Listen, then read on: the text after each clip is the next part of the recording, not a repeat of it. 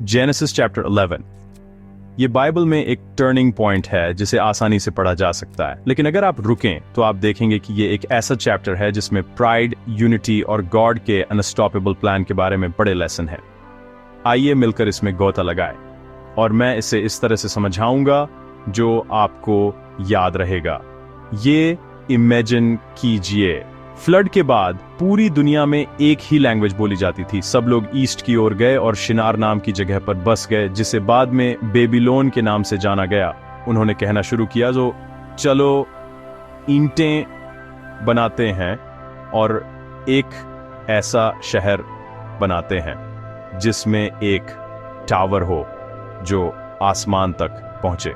उनका गोल अपना नाम बनाना, गॉड का नहीं। लेकिन ट्विस्ट ये है, ये गॉड की विश के ऑपोजिट था। गॉड ने लोगों को स्प्रेड आउट होने और अर्थ को फील करने का कमांड दिया था, न कि अपनी ग्लोरी के लिए एक साथ रहने का।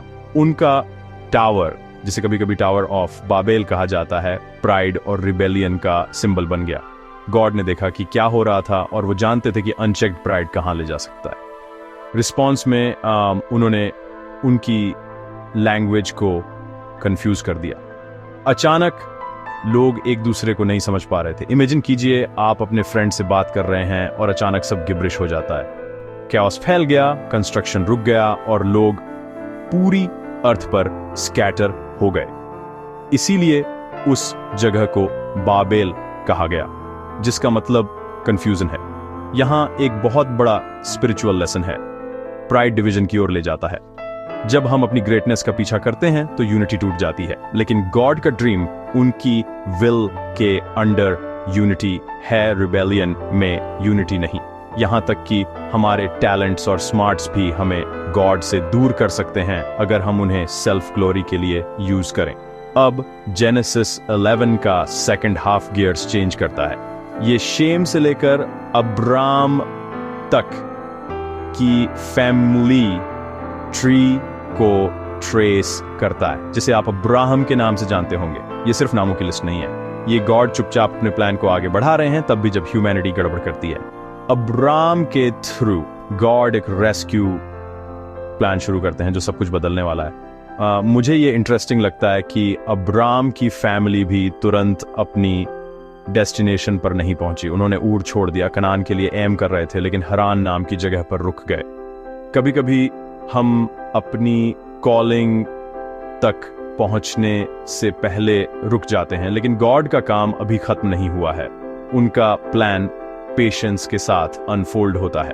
तो जेनेसिस 11 हमें क्या सिखाता है? पहला, जब हम अपनी ग्रेटनेस को लाइफ का गोल बनाते हैं तो गॉड के पास हमें हम्बल करने के तरीके होते हैं। दूसरा, बाबेल हमें दिखाता है कि दुनिया की सभी लैंग्वेज कहां से शुरू हुई। गॉड का लोगों को स्कैटर करने का तरीका, ताकि उनका पर्पस पूरा हो सके। तीसरा, हमारी मिस्टेक्स चाहे जो भी हों, गॉड का प्लान आगे बढ़ता है। अब्राम के थ्रू होप फिर से जन्म लेती है। आखिर में ट्रू यूनिटी, जिस तरह की यूनिटी ब्लेसिंग लाती है, केवल गॉड से आती है। हम इसे बाद में देखते हैं, जब होली स्पिरिट लोगों को एक साथ लाती है, सभी तरह की लैंग्वेज बोलती है, लेकिन क्राइस्ट में यूनाइट होती है। जेनेसिस 11 सिर्फ हिस्ट्री नहीं है, ये एक मिरर है।